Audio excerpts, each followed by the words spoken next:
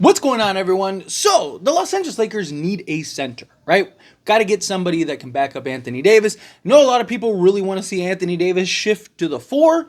Maybe it happens, but more likely than not, that's not going to be the case. Even if we do get some, obviously, if we were to get a top center in the league, then they'd probably make that adjustment. But any center that the Lakers likely get is more likely than not coming off the bench, right? LeBron at this stage of his career is playing the four. He wants to play the four. He has to play the four, right? Anthony Davis has been incredibly vocal and outspoken about how he doesn't want to play the five. He wants to play the four. The Lakers aren't just like, oh, well, too bad. We just want to spite you, even though you're our franchise guy, just for fun. No, they're doing it because LeBron James. Anthony Davis is doing it because of LeBron James, because at this stage it's just easier to mask LeBron. LeBron kind of coasts throughout the course of games, rather than if he's playing the three, he's chasing around quicker, twitchier, athletic perimeter guys and has to actually contest. I mean, how many times do we see LeBron just like not even run out to contest, the power forward or whomever shooting the basketball? It's just easier on the defensive assignment, easier for him to kind of stay close to the rim to help rebounds and just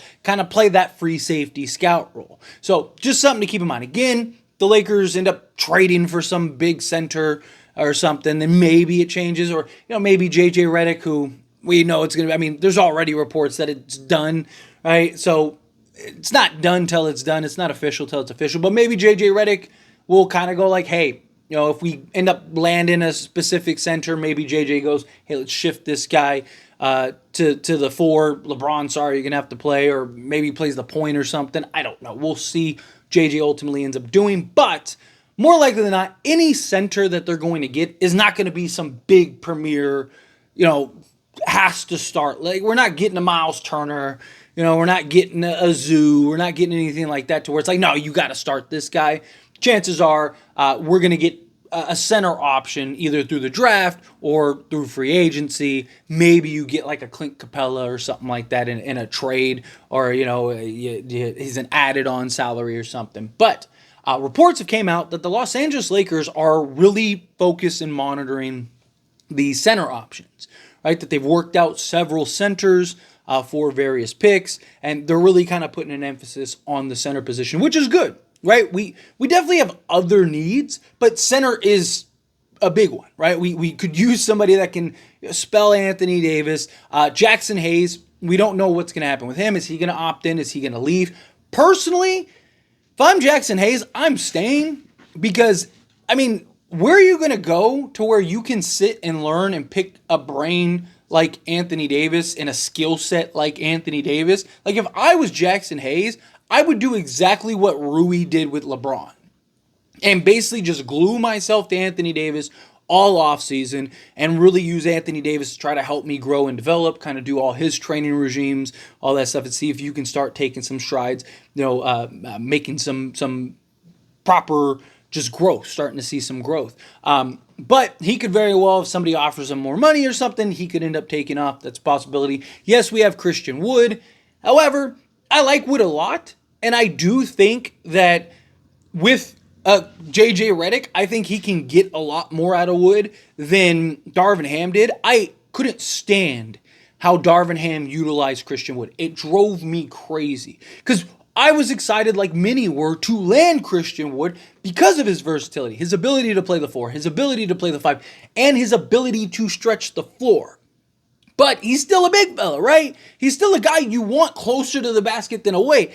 It was more, Christian Wood is a guy that can go get you a bucket down low.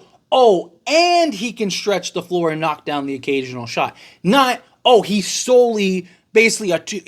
Darvin Ham utilized him like he was a two guard, just standing at the top of the key the whole game, right? Anytime that Christian Wood scored around the rim, it was him putting the ball on the floor and getting to the rim, right? And it's just like, you have a guy that you could dump the ball down to and just go get a bucket. But he's more better suited for the four, right? He can play five in spots, but ideally you'd want him to be the four, especially if the Lakers trade Rui Hachimura, right? If they end up pulling off some type of trade or they end up pulling off some type of deal, Christian Wood becomes that much more valuable, because now he could kind of be the backup four behind LeBron James, and he can hopefully again have a big man.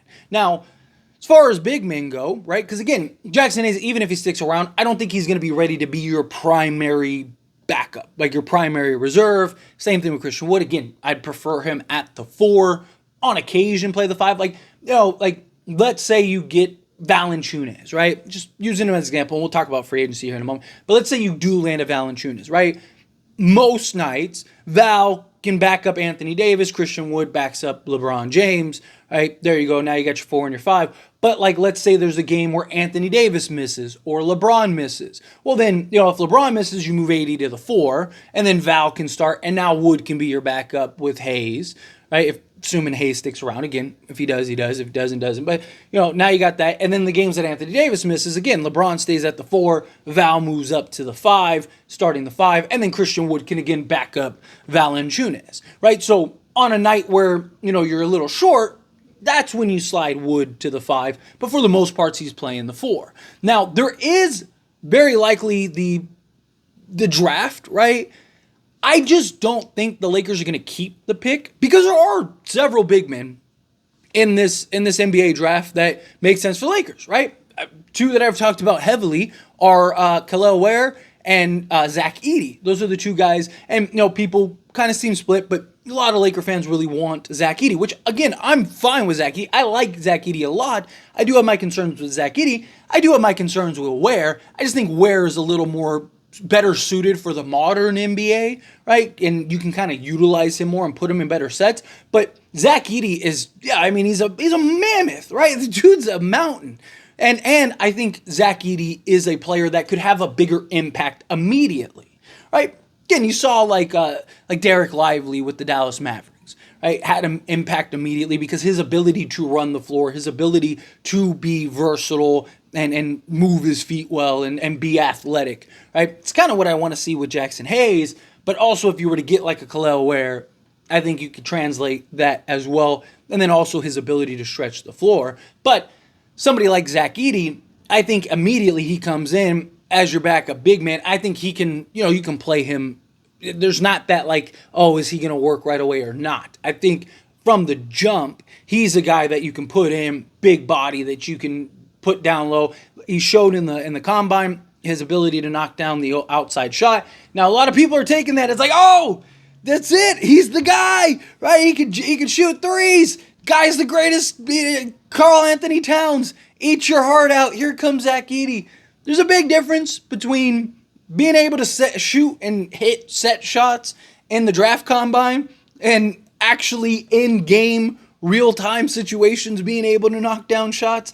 I'm not saying that he can't. I'm not saying that he won't be able to. We just don't have the evidence to show, like, oh yeah, Zach Edey's a bucket from three-point range, right? He gets the ball and he's, boom, money, right? Like, no, we don't know that. It's just the shot looks good. The idea is that he can eventually get there, but will he be able to do that from day one? But even if he can't from day one, he still is a big body that's 7'4" with a 7'10" wingspan that can, you can dump the ball down to, he can make plays down at the post. There's a lot of value in that, especially as your backup big man, as your backup center, right? I look at him kind of more as like a little more well-refined, like Ivaka Zubac, right? Like, to me, he's a guy like that. But regardless, the draft is definitely an option. However, I think the Lakers trade the 17th pick if they're able to, right? If a deal is on the table. That's why I keep telling people, don't fall in love. If you want Zach Edey, if you want Ware, if you want somebody else, do not fall in love with anybody in this draft, because the Lakers, if they can,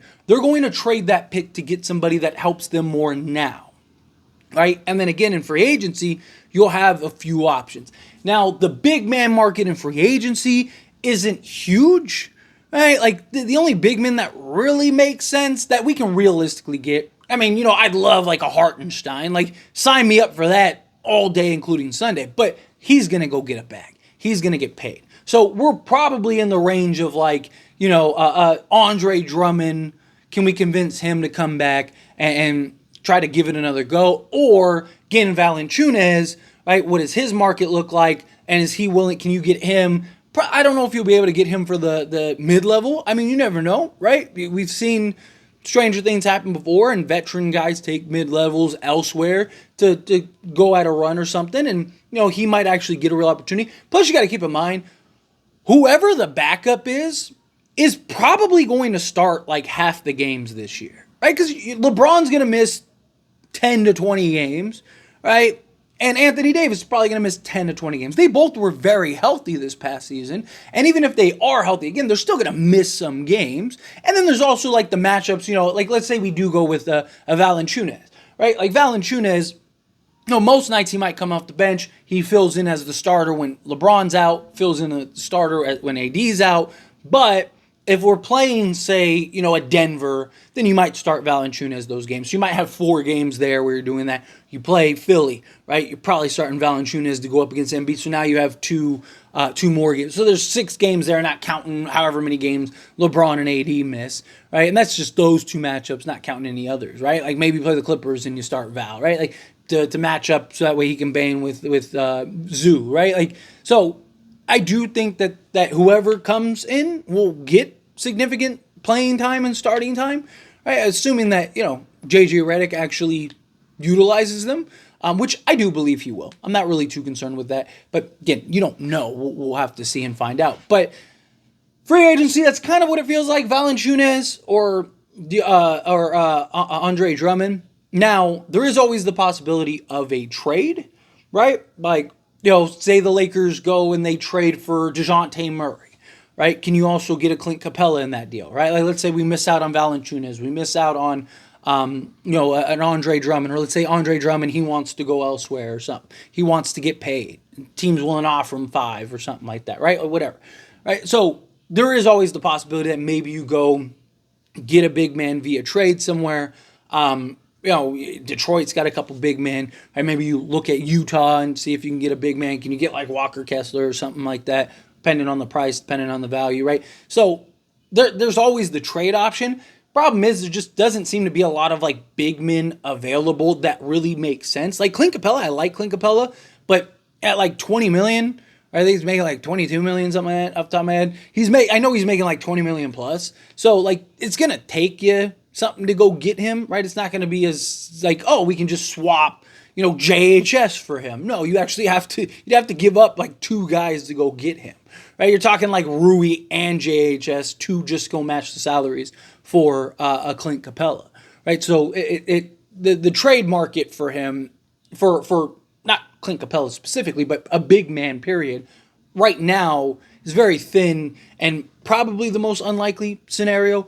Again, we're not even in free agency officially. We're in free agency for like teams. They're doing their own players, like re-signing their own players, but actual real free agency, we're not there yet. So we'll see who ends up opting out or wants to be traded, and you're going to see a lot of things kind of start coming to light in these next few weeks. But I think more likely than not, it's probably free agency, probably bring in a big man, or they draft somebody. Whether they trade the 17th pick and then maybe they get a pick, or, second round pick, or maybe they bring in Colin Castleton. Colin Castleton was talking on Lakers Nation recently and was talking about his improvements and his adjustments. And I mean, he's 24. It's like, at what point do you start playing him? At what point do you start trying to actually get him on the basketball court? Right? If he was like 20, 22, right? It's like, okay, like you give him another year or 2, but it's like he's 24, like, you're just going to develop him another 2-3 years. At that point, if you're lucky to have 3 good years out of him, right? So, like, to me, it's like at some point you got to start putting that foot forward. So we'll see. Lakers have options. Glad we're getting news and reports that the Lakers are actively trying to land a big man, right? Like, that's good. But we'll see how it all plays out. But anyway, as always, this is a discussion. I pass the question on you. Let me know your thoughts and opinions down in the comments below. What do you think? How do you feel? What are your thoughts? First off, do you think, like, yes, the Lakers need to go get a center? That's a priority. Do you think, like, no, like, there's multiple ways to land centers. Go get, perimeter guys and shooters and two-way guys and, point guard or whatever, right? Or do you think, like, no, just use the draft, keep the draft picks? Again, how I feel, whatever your thoughts are, I'd love to hear it. So let me know down in the comments below. That being said, if you haven't liked this video, hit that like button. Helps me a lot. Helps me enjoy these types of videos, and I truly appreciate it. Not subscribe to the channel, hit that subscribe button. Turn on the bell notifications. Appreciate y'all. See you in the next one. Thank you.